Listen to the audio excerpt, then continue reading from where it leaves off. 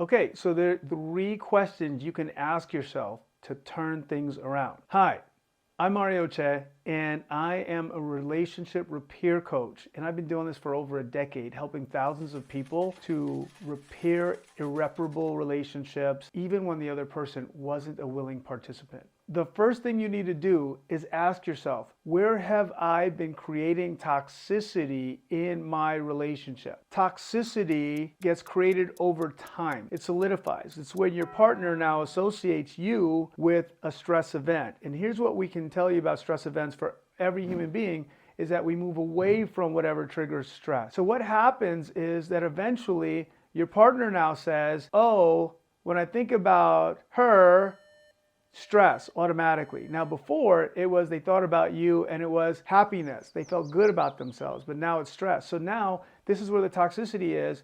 Even when you're not around, even when you're not doing anything wrong, they are having a stress event. They're having a cortisol spike. They're feeling bad just by thinking about you. So the questions to be asked are, how did I create that toxicity? Let me give you a few hints and places that you can go inside that conversation. Number 1 is, where is it that your partner has been telling you something that has been bothering them and you've completely ignored it over and over again?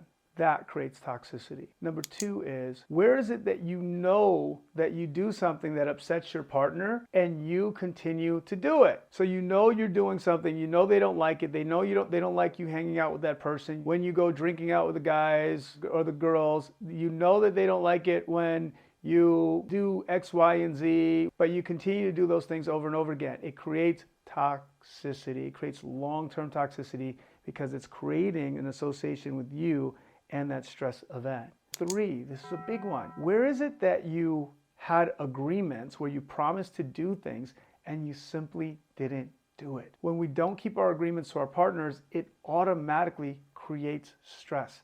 And over time, they just get stressed out and anxious just thinking about you keeping your promises.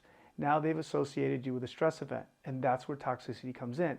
Now, if you can answer those questions, that's the beginning of you removing the toxicity. Okay, the second question that you should ask yourself is, am I willing to take radical ownership? This is a big one. It's so important. And most people look at me like I've got 2 heads when I talk about radical ownership, but I know you're going to get it. Current paradigm for human being and why there are 50% divorces in this country are because we have a 50-50 paradigm, right? You do your 50, I'll do my 50. But guess what happens if we just pull back 1%, either one of us, guess what happens? There's a gap. So I'm doing my 50, but now you're not doing your 50, and guess what? We don't meet anymore. So 50-50 paradigm is doomed for failure, and this is why 50% of first marriages, 70% of second marriages, and 80% of third marriages, they end in divorce. All right, so the opportunity is to be radical owner of your relationship. My marriage is my marriage. My wife's in it. I choose her. Yeah, she's a part of it. I choose her, but it's my marriage. I'm 100% in this thing. If my wife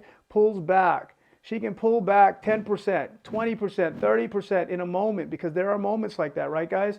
There are moments where we have bad days at work. There are moments where we're going through our own stuff. There are moments where there are misunderstandings. And if we can just simply take radical ownership of the whole thing, even if they give you 0, in that moment, you can own the whole entire relationship and hold the fort for the entire relationship. Radical ownership is a game changer.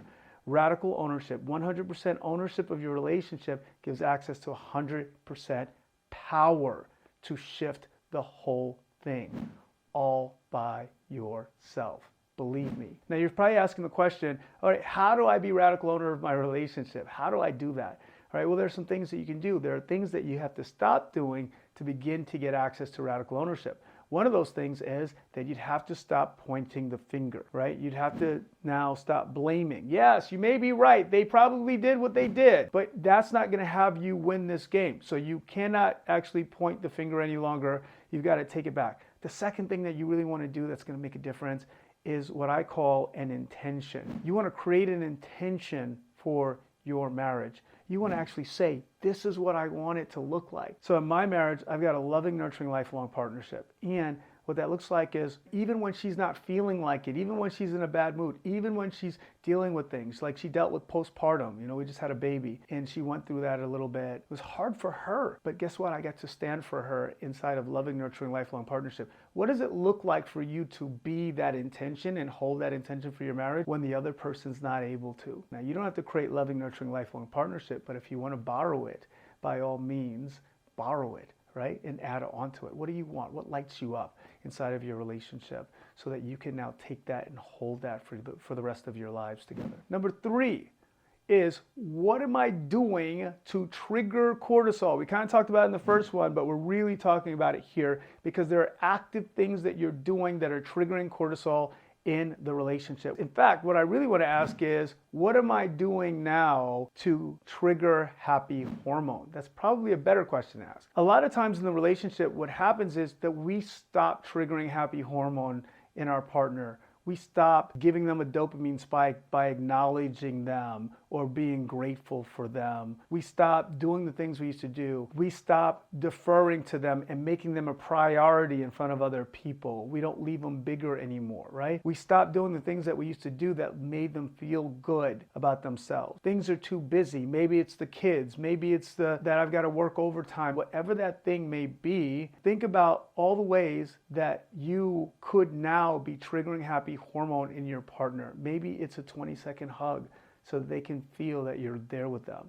Maybe you fall asleep on the couch or you guys sleep in different beds. You're now no longer spiking that happy hormone by even touching the foot in the middle of the night. That's important, right? So you can start thinking about all the ways that you haven't been spiking happy hormone in your relationship, and you can begin to do that now. I can't tell you how important it is.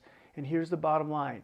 You chose each other because you triggered happy hormone in each other so consistently and reliably. And so what's going to be that you've got to do to take that, what you feel like is hatred away or that distance away, is to bring it back by triggering that happy hormone consistently and reliably. So no matter what struggles you're facing in your relationship, there is hope.